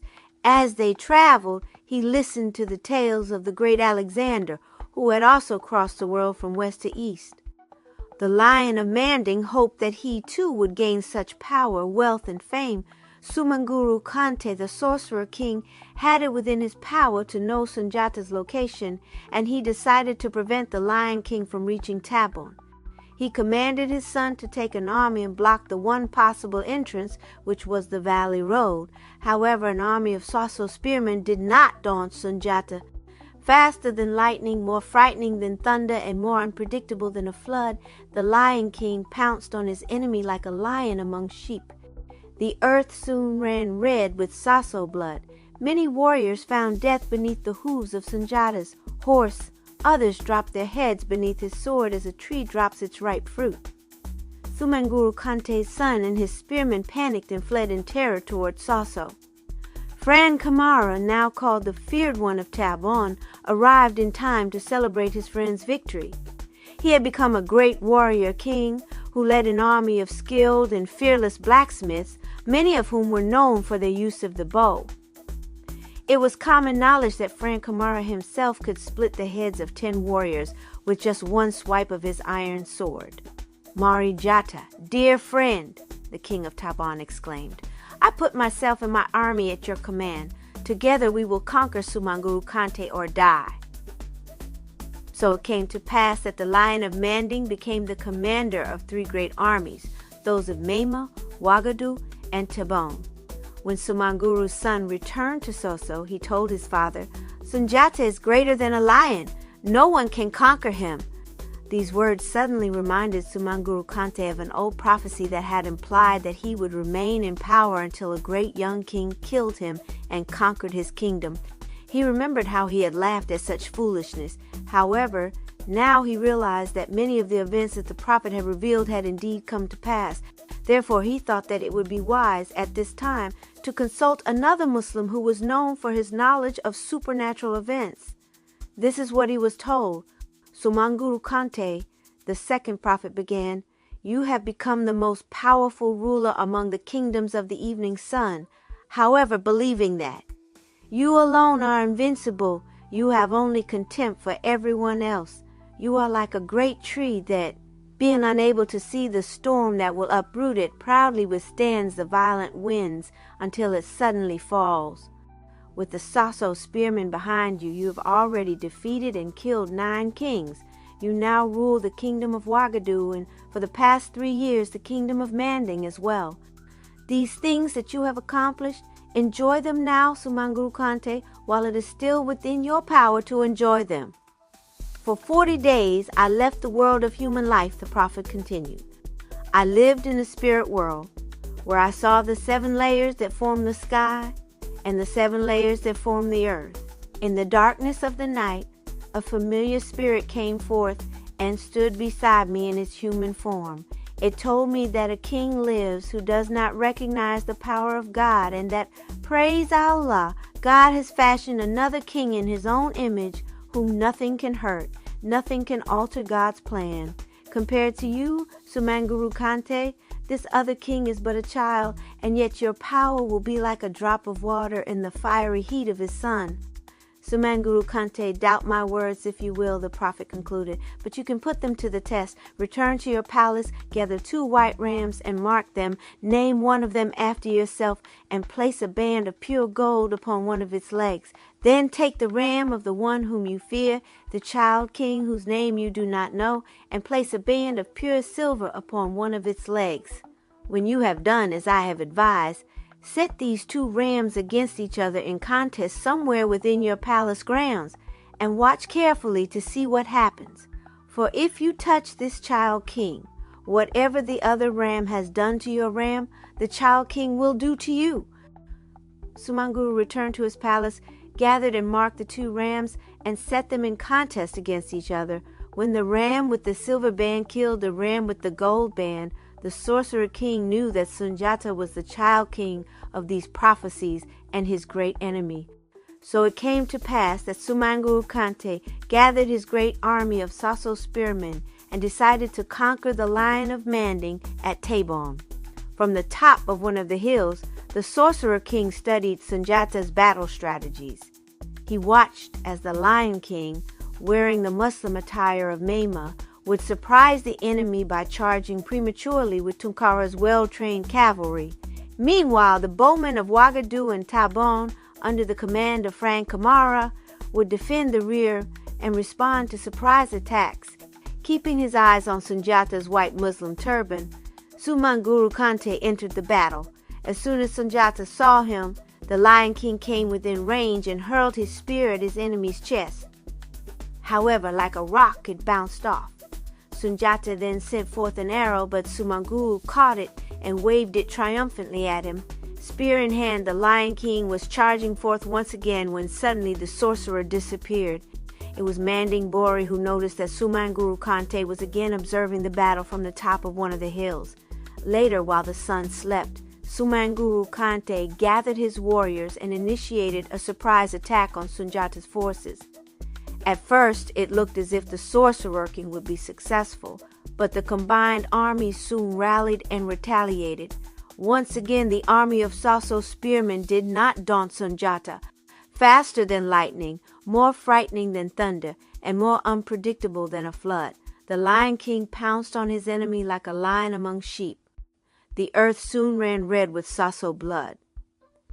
Many warriors found death beneath the hooves of Sunjata's horse. Others dropped their heads beneath his sword as a tree drops its ripe fruit. The sorcerer king and his spearmen panicked and fled in terror toward Saso. Sunjata had found it hard to believe the stories he had heard about Sumanguru Kante, but he now knew that he faced an enemy who could not be killed and who could appear and disappear as he chose. What weapons can I use against such a man? Sunjata asked himself. In order to conquer him, I must destroy the power that protects him, and somehow I must discover what that power is. Just as the sun spreads forth its light before it begins its morning journey, so Sunjata's fame scaled the mountains and spread across the Niger plains. When the Lion of Manding reached the kingdom of Sibi, he was greeted by Kamanjan, the other close friend from his childhood, who was Frank Kamara's cousin and now Sibi's king. Marijata, dear friend, the king of Sibi exclaimed, I put myself and my army at your command. Together we will conquer Sumanguru Kante or die. So it came to pass that the Lion of Manding became the commander of 4 great armies, those of Memawagu Tabon and Sibi, being allies of Manding armies from all of the other Mandingo kingdoms, had gathered at Sibi to welcome home their king and prepare for the great war against Sumanguru Kante for the control of their lands. The sons of the Mandingo nations cheer the son of the lion and the buffalo, our true king, they sang. Sons of the Mandingo nations, I return your cheer. Marijata replied, I have returned to restore the freedom that our Mandingo ancestors bequeathed to us. I will punish Sumanguru Kante for bringing destruction and death to the kingdom of Manding and its allies, and as long as the wind of life courses through my mouth, I will defend our great lands against any who would try to enslave us. In preparation for the next battle, those who can see what is surely to come advise Sunjata to sacrifice 100 white rams, 100 white bulls, and 100% white roosters. These sacrifices were occurring when Nana Triban and Bala Faseke arrived in Sibi. Once Sumanguru Kante had returned to Soso, Bala and Nana had learned that Sunjata would be in Sibi. They had already prepared their plan of escape and were successful in leaving Soso. Upon hearing of their arrival, Sunjata told Frank Kamara, if Nana and Bala have acquired power that can master Sumanguru Kante's power, then we will conquer him after all. After a joyful reunion, Nana Triban told Sunjata the tale of her time in Soso, revealing that the secret source of Sumanguru Kante's power was his collection of fetishes, and that the secret source of his protection was his taboo against the touch of the sharp spur on the leg of a 1-year-old white rooster. If that spur has been removed, and has been filled with the pure dust of gold and silver. When she had finished, Balafaseke told Sunjata what he had discovered about the fetishes in the sorcerer king's secret room. He concluded by saying, "While in that room, I learned that my powers as a sorcerer with Sumanguru, Kante's Balafon, could control the fetishes that gave the demon king his power. Then I knew that all I needed to do to escape from Sasso was to wait until the sorcerer king had left his palace, put his fetishes to sleep, and meet Nana Triben. We carried out this plan as soon as we learned that you had won the battle at Tabon, for then I knew that the lion of Manding had become strong enough to break his fetters. Together," Balafaseke continued, "you and I will now begin to fulfill your destiny. You will act and I will sing of your great deeds, for without the songs of the griot, heroic deeds and those who perform them are forgotten. Your heroic spirit will continue to live through my song, so that all who live now and all who will live in time still to come will remember you and admire you." Word now arrived that Sumanguru Kante had returned with his great army in order to prevent Sunjata from entering the kingdom of Manding. "Good!" Balafaseke exclaimed. "We are ready to leave Sibi, and what will be will come. Now it is time to gather the armies together so that Fran Kamara and Kamanjan can light a fire in each warrior's heart." The armies had formed a circle around Balafaseke and Sunjata when the griot challenged Fran Kamara. "I hear that you are now called the feared one of Tabon," he exclaimed. "But is it really true, Fran Kamara, that you can split the heads of 10 warriors with just one swipe of your iron sword? Do something now, if you can, to prove your strength and your skill." The king of Tabon, who was sitting upon his charger at the head of his army, was quick to accept Balafaseke's challenge. He galloped into the center of the circle, drew forth his sword, and proclaimed, "Marijata, in the presence of all the warriors assembled here, I give you my sacred word that I will lead my men to victory at your side, or we warriors of Tabon will die fighting." The feared one of Tabon then charged through the mass of warriors toward a mighty mahogany tree. Brandishing his great sword, he sliced through the trunk, splitting it in two from top to bottom. He then galloped back to Balafaseke and Sunjata and proclaimed, "Marijata, Lion of Manding, just as I have divided the trunk of that great mahogany tree, so on the Niger plain at Krina, my warriors and I will divide and conquer the army of the sorcerer king Sumanguru Kante." When Fran Kamara had taken his place on Sunjata's right, Balafaseke then challenged Fran Kamara's cousin, Kamanjan, who was also a great warrior. "Kamanjan, king of Sibi, I hear that you are a good match for your cousin, the feared one of Tabon," Balafaseke exclaimed. "Do something now, if you can, to prove your own strength and skill."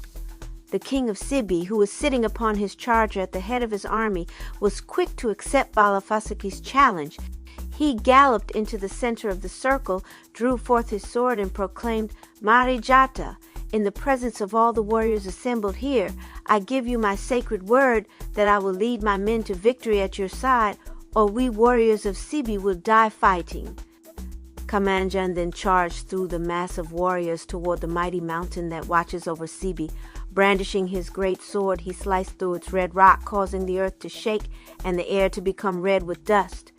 As the air cleared, the warriors could see that Kamanjan's sword had opened a path into the mighty mountain, revealing a tunnel inside. He then galloped back to Balafaseke, Sunjata, and Fran Kamara and proclaimed, "Marijata, Lion of Manding, just as I have divided the rock of Sibi's great mountain, so on the Niger plain at Krina, my warriors and I will divide and conquer the army of the sorcerer king, Sumanguru Kante."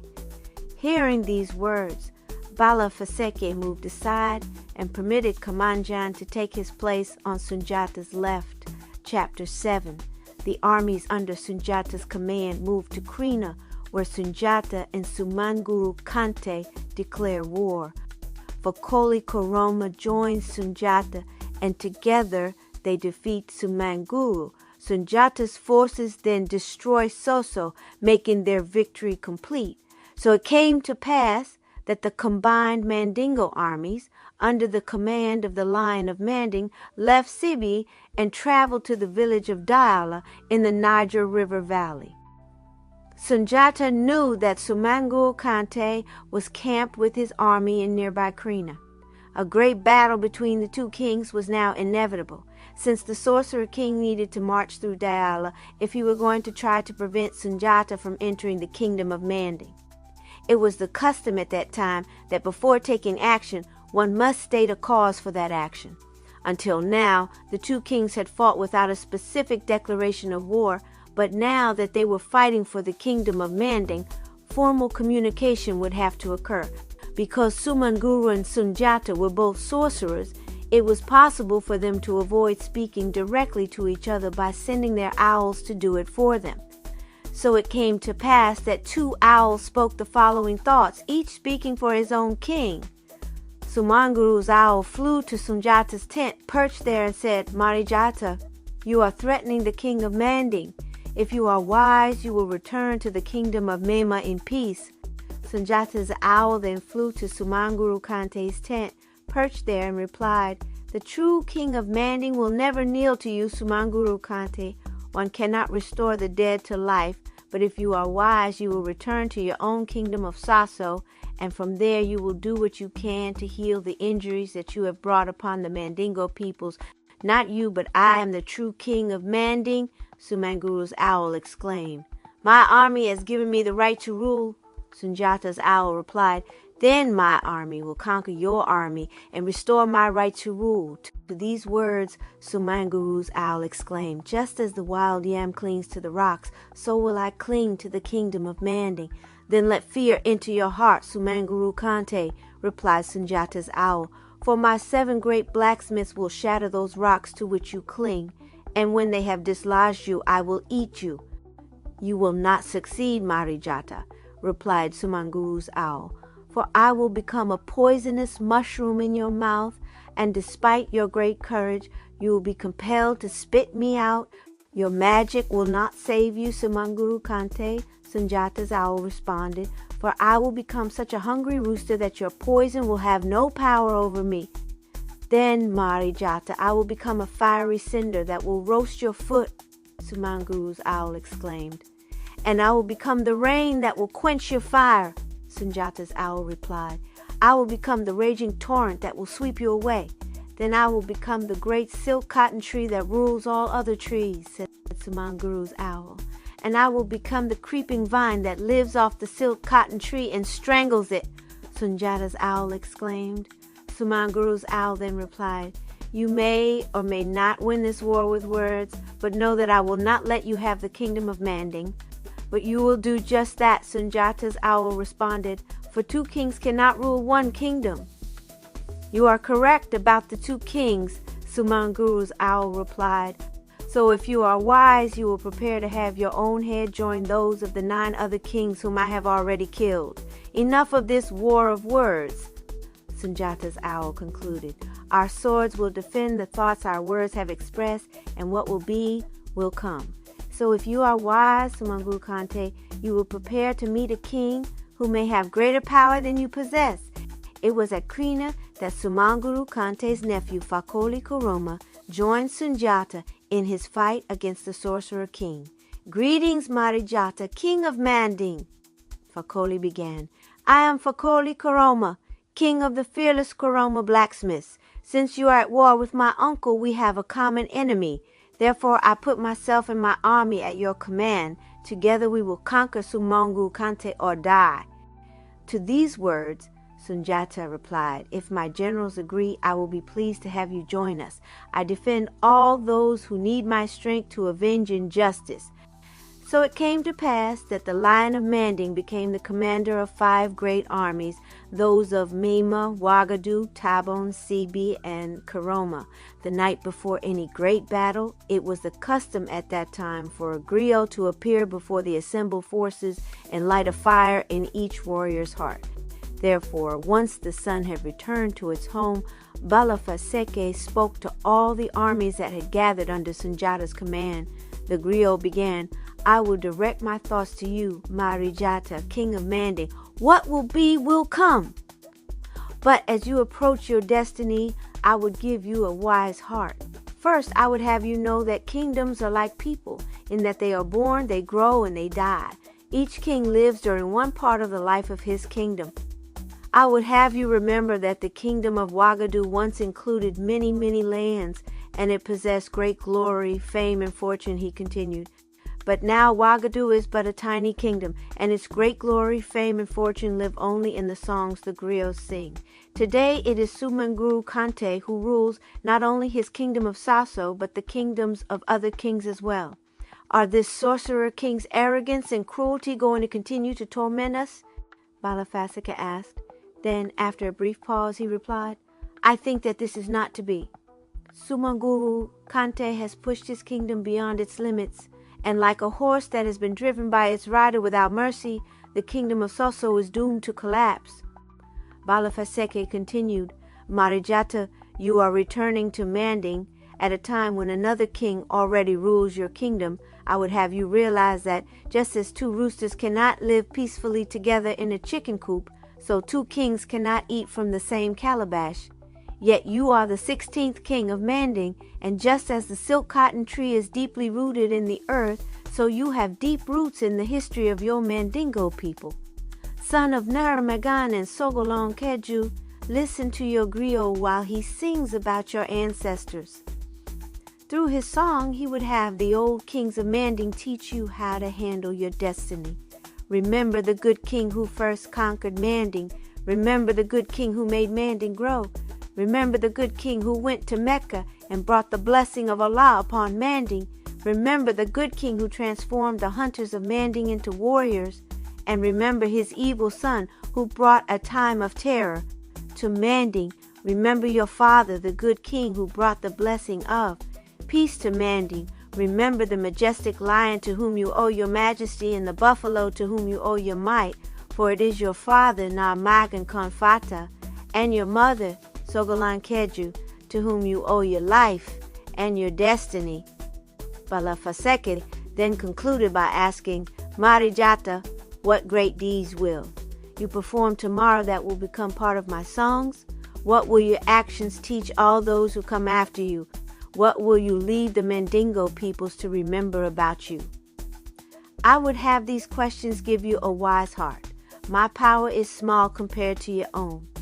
I am able to sing songs that will give you lasting life, but my songs are only the shadows of a life well lived.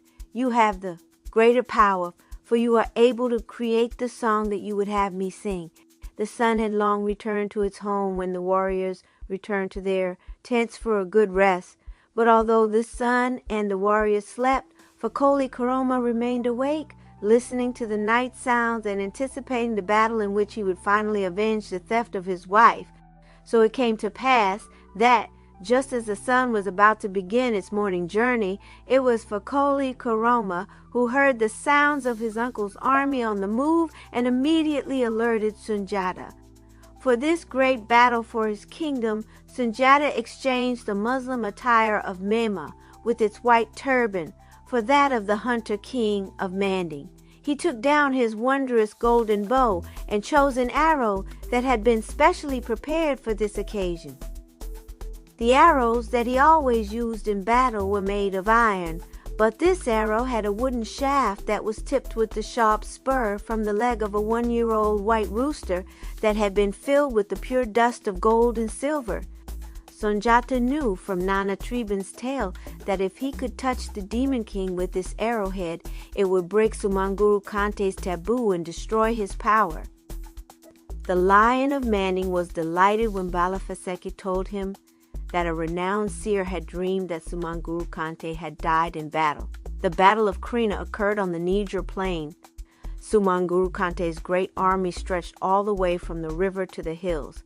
With Kamanjan of Sibi and Fakoli Karoma at his sides, Sunjata led the forces with Tunkara's cavalry.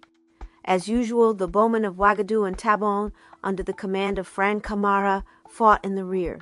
It came to pass in the course of the battle that Sumanguru Kante came down from the hills and attacked his nephew's army.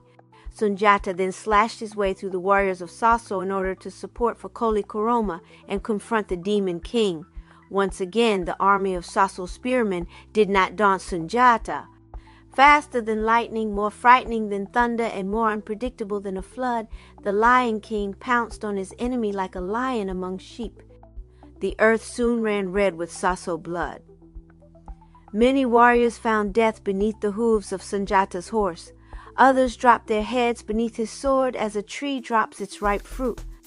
Sunjata was determined to capture Sumanguru Kante alive, but the songs the griots sing reveal that this was not to be. Some songs relate how Sumanguru Kante was too involved in his fight with Fakoli Karoma to think of Marijata. Therefore, the Lion of Manding was able to gallop within range of Sumanguru's tall headpiece, raise his wondrous golden bow, and send forth the fatal arrow. The point barely touched Sumanguru's shoulder, but the touch of the rooster's sharp spur was enough to destroy the Sorcerer King's power. Sumanguru Kante suddenly disappeared and was never seen again. However, other songs tell a different tale. They say that Sumanguru Kante saw a large black bird cross the sun and knew that his end had come. He fled in terror toward the north, accompanied only by his son, while his warriors scattered in panic. Here, too, the earth ran red with Saso blood. These songs say that the sun had completed half its journey when it looked down and saw that Sunjata and Fakoli Karoma were pursuing Sumanguru Kante and his son. The sun continued its journey and they continued their pursuit. In time, the cavalry of Mema joined them. Fortunately, Fakoli Karoma was no stranger to this country, for while the sun slept, they continued their pursuit. When the sun began its morning journey, it looked down and saw that they continued their pursuit. They were still far behind Sumanguru Kante and his son. The sun continued its journey and they continued their pursuit. However, now they were beginning to close the distance between them and the Demon King. The sun was once again returning to its home and they continued their pursuit. However, now they were close enough for Sumanguru Kante and his son to hear them. The songs of some griots say that the Sorcerer King's ancestors protected him one last time, and that his protective spirit transformed him into a rocky part of the mountain before Sunjata could capture him. However, the songs of other griots say that Sumanguru Kante entered a large black cave in the mountain and was never seen again. Meanwhile, Sumanguru Kante's army retreated to Saso, now the only kingdom to take a stand against the Lion King. Well fortified with food and water and well armed, the people of Saso could survive a year's siege. However, Sunjata planned to capture this last stronghold in the time that it took the sun to complete the first half of his journey. The Mandingo warriors were expert at capturing a walled town. While those in the front line used ladders to climb the wall, these ladders were held in place by warriors in a second line, while spearmen in a third line used their shields to protect those who were holding the ladders. Meanwhile, Saso warriors stood upon the wall and threw huge boulders down on their invaders, and the bowmen from Wagadu and Taban directed their arrows at the Saso warriors.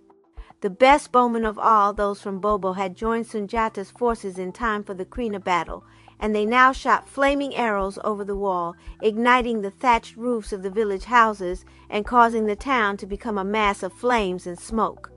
Saso immediately surrendered and opened its great gate to the invaders. Sunjata's armies massacred the Saso warriors on the spot, while the women and children of Saso begged for mercy. Led by Balafasaki, Sunjata entered Sumanguru Kante's palace and went up to the Sorcerer King's sacred room. Since Sunjata's arrow had broken Sumanguru's power, the owls were wandering about on the floor, and the snake was dying in the jar. While he was in the Demon King's palace, Sunjata gathered Sumanguru's wives together and prepared to return them to their royal families. When everything of value had been removed, the Lion King commanded his armies to burn whatever fire could destroy and to demolish the rest. The sun was completing the first half of its journey as the flames of Saso climbed toward the sky. So it has come to pass that, from that day to this, the land that once was the famous kingdom of Saso has remained barren and deserted. Nothing remains of Sumanguru Kante's wondrous town of fortified palaces, with its triple walls and the demon king's tall tower. Today, Saso lives only in the songs the griots sing. Chapter 8. Sunjata expands Manding into the empire of Mali and becomes its emperor. He then returns to Niani, where he reigns in peace as the king of kings. Following the destruction of Sumanguru Kante's capital, the Lion of Manding divided his Mandingo army into 3 parts and continued his conquests. Fakoli Karoma led one division and Frankamara led another, while Sunjata led the largest division himself. By the time Sunjata was ready to return to the kingdom of Manding, he and his Mandingo allies controlled all the land from Wagadu in the north to Manding in the south, and from the mountains of the Fuda in the west to Mima in the east. Moreover, it was a time of peace. In the process, Sunjata had visited his mother's land, where he sacrificed a white rooster on the huge mound that marked the death of the buffalo of Do. He also had sent messengers to King Tunkara, bearing fine gifts and proclaiming eternal friendship between Mali and Mema. It came to pass that Sunjata gathered all of the Mandingo armies together again at the village of Kaba Kangaba in the kingdom of Sibi in order to celebrate the birth of the empire of Mali. There, Marijata, the Lion of Manding, appeared before his peoples in the robes of a Muslim king. He was accompanied on the platform by Bala Fasaki, Manding Bori, Frank Kamara, Kamanjan, and Fakoli Koroma.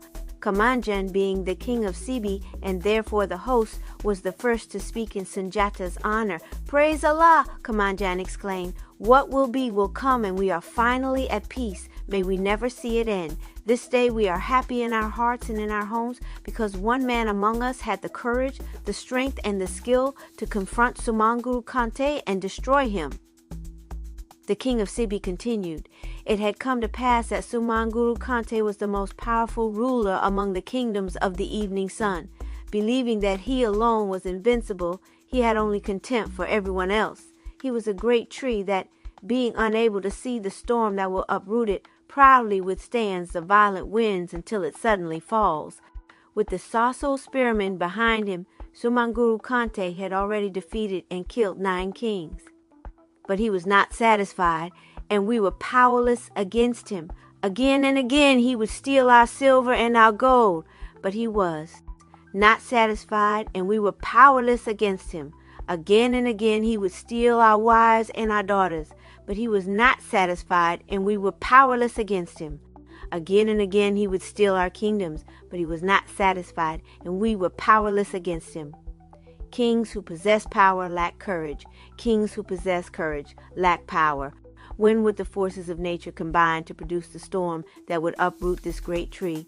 Meanwhile, Kamanjan continued, "One king, a courageous and strong lion cub, was gaining skill in the kingdom of Mema in the east, and it came to pass that this lion cub grew to be a great lion king in this kingdom that was not his own. Sunjata was loved and honored by the people of Mema.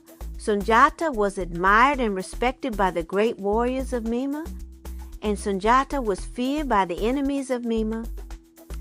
Just as the sun spreads forth its light before it begins its morning journey, so the Lion King's fame brought a new light from the east that scaled the mountains and shone upon the kingdoms of the western sun.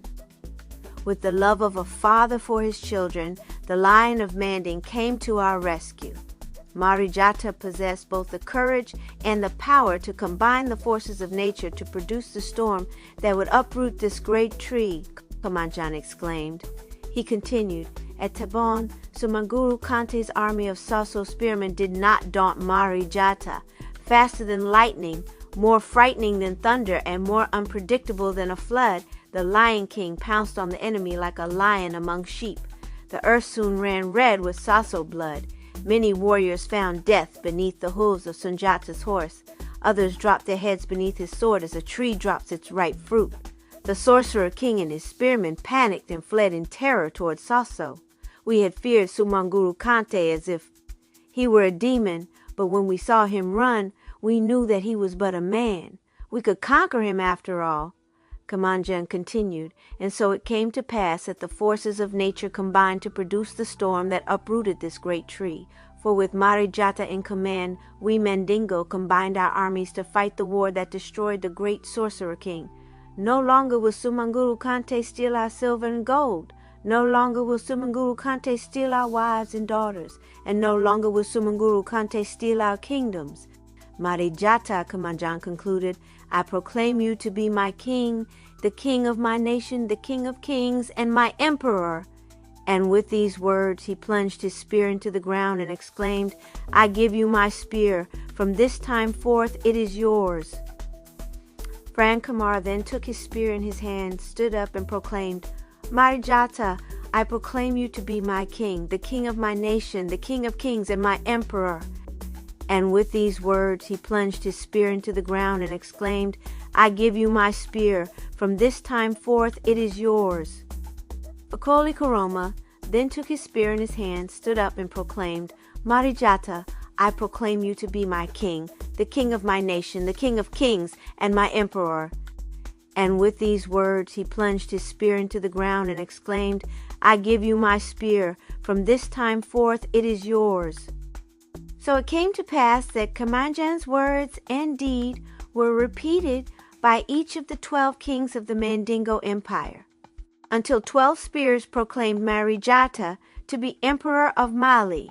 Then the festivities began in honor of the new empire and its emperor, including spectacular war dances by various groups among the empires, armies, a parade of prisoners, and the display of war trophies. Finally, Marijata stood before the assembly and greeted the armies from each of the 12 Mandingo kingdoms by name. He then pulled up Kamanjan's and said, Take back your spear, honored friend of my childhood, and with it take back your kingdom. From this day forward, your people and mine will be brothers. Spear. Marijata then pulled up Fran Kamara's spear and said, Dear friend, I return your spear and with it your kingdom. Taban and all the lands that you conquered are yours. Just as you grew up at the court of Niani with me, so your children and your children's children will grow up in Niani, and we will treat your children and their children as we treat our own. In this way Sunjata returned to each king his kingdom and gave to each king power. To Fakoli Koroma he gave the kingdom of Saso and additional lands. And to his griot, Balafasake, he gave the honor of having all future griots in the kingdom of Manding chosen from among the members of the Keita nation. Finally, after many more days of celebrating peace and friendship, each of the Mandingo armies returned to its homeland. It came to pass that Sunjata and his Mandingo army crossed the Niger River into the kingdom of Manding in honor, stepping from one dugout canoe to the next as the personal gesture of gratitude from the nation that controlled the Niger. As soon as he stepped on home soil, Marijata sacrificed 100 rams and 100% oxen in gratitude to Allah for his safe and victorious return. So many people had gathered to welcome home their hero and king that the journey to Niani took 3 days instead of 2. However, Sunjata found Niani in ruins, its walls still charred from the ravages of fire. Do not be disheartened, Balafasake told him. Niani, the village of your ancestors, is yours to rebuild into a great city, whereas Sumanguru Kante Saso has disappeared forever. It came to pass that Marijata did rebuild Niani, which became much larger than before, being the capital city of the Empire of Mali. He appointed his brother, Manding Bori, to be his governor and put him in charge of all parts of the empire. Sunjata, line of Manding and emperor of Mali, became an impartial and just king. He defended the weak, rewarded the good, and punished the wicked. Workers could enjoy the fruits of their labors. Thieves lost their right hands and, if they did not reform, lost their lives. Sunjata ushered in a time of peace, justice, order, and prosperity. A bad king can gain power through his army. Then his people fear him, and when he dies, no one speaks well of him. A weak king can accomplish so little in his time that when he dies, no one remembers him. A great king can be loved by his people because he uses his power to create justice. Sunjata was the greatest of kings. The songs the griot sing say, if you wish to see the center of the world, then Nyani is the place for you. If you wish to find salt and the best fish and meat, then Nyani is the place for you.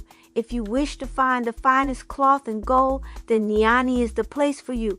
If you wish to find the greatest army, then Nyani is the place for you. But best of all, if you wish to find the King of Kings, then Nyani is the place for you, for it is there that you will find Sunjata, son of the lion, Nare Maghan Kon Fatta, and the buffalo woman, Sogolon Kedju. Epilogue. Today, Mali's secrets remain buried with the griots who keep them. Many things you will never know. Sunjata is buried near Nyani, but his spirit continues to live. Of course, many kings ruled Mali after Sunjata. They expanded Mali's borders and they built new towns, but not one was Sunjata's equal. Today, many great towns exist only as ruins and their wealth is buried or gone. But Mali lives on. Today, you can still see the forest that Sunjata loved. You can still see Sumanguru Kante's balafon. You can still see the bird that revealed Sumanguru Kante's destiny to him. You can still see where the people assembled in the kingdom of Sibi to make Sunjata their emperor. And you can still see the stone that marks the place where the body of Sunjata, the father of Mali and the Mandingo people, sleeps in peace. You must accept the mysteries that remain in my song.